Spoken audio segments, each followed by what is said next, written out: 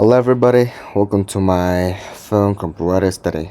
Today I am taking a deep dive into the evolution of the animated warrior. We are looking at the massive 23-year gap between two of the Disney's most iconic films. First, we had the legendary Mulan, which was released in 1998 during the peak of the Disney Renaissance. Second, we have Raya and the Last Dragon released in 2021. So why these movies? Because they show us exactly how technology changed the way we feel about the characters. In 1998, we were limited by what a human hand could draw on a piece of paper. Um, by 2021, we are limited only by how fast the computer can think. So I want to explore how mise-en-scène, the visual elements like lighting, color and texture and cinematography, the way the virtual camera moves have evolved. We are moving from a theatrical painting style to a visceral, virtual reality style. Let's start with our first case in study 1998. Let's look at the transformation scene in Mulan. This is widely considered one of the most powerful moments in animation history. Look at the mise-en-scène very closely. Notice the background.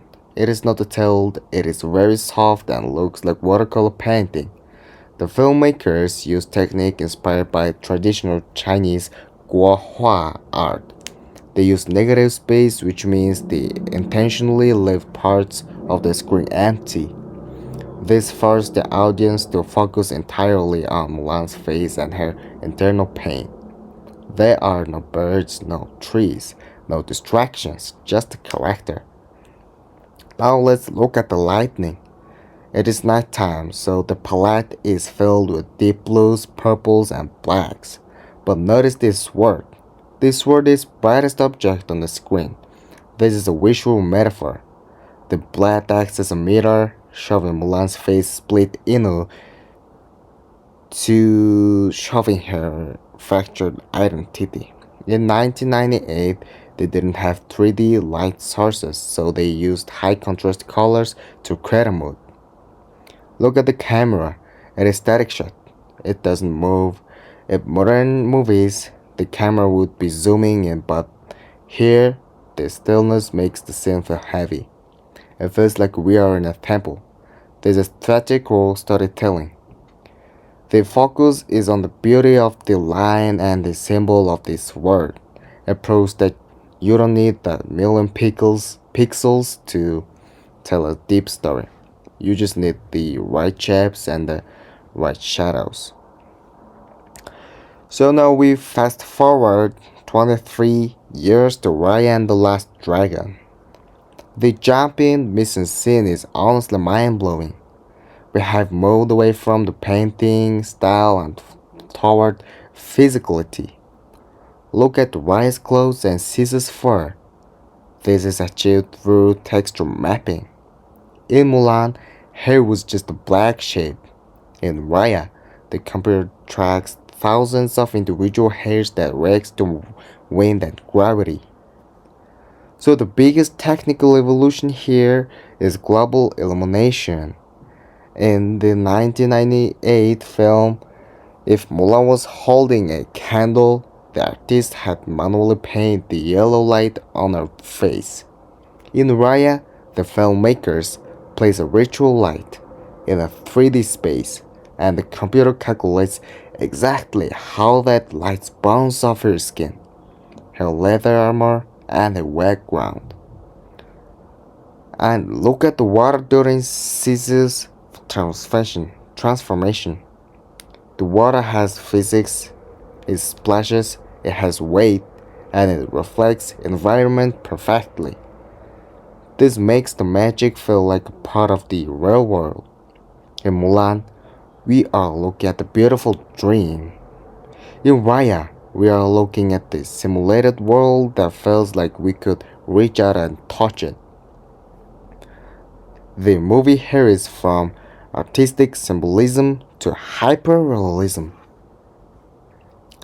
So now let's talk about the most exciting part, cinematography. How does the camera move during a fight?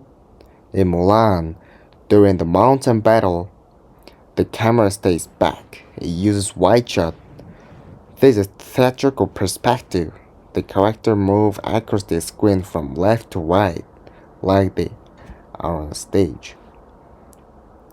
To create depth in 2D, they use the multiple camera moving different layers of driving at the different speeds.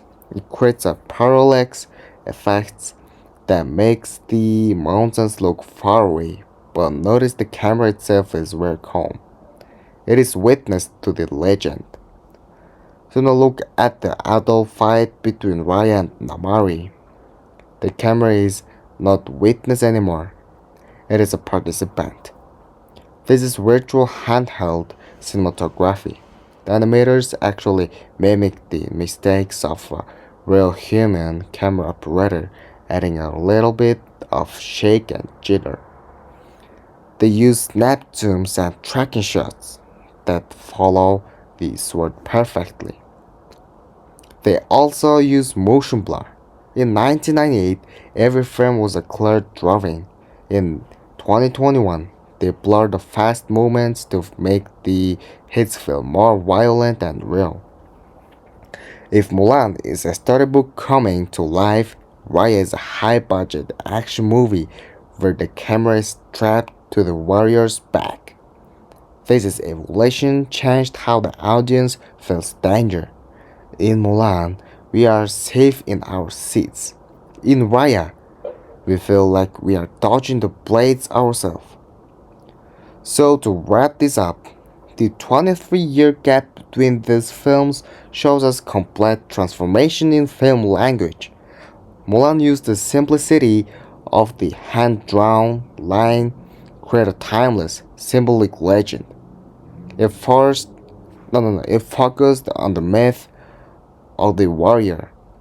Raya used the massive power of 3D computers to create a visceral, physical experience. It focuses on the reality of the warrior. Neither style is better than the other, but they show how technology allows filmmakers to pull the audience closer to the action. We moved from stage to the GoPro. One is a masterpiece of art. The other is a masterpiece of immersion. Both movies, however, prove that at the end of the day, whether you use the pencil or a computer, the most important part of the film is the heart of the hero. So, thank you for listening to my study.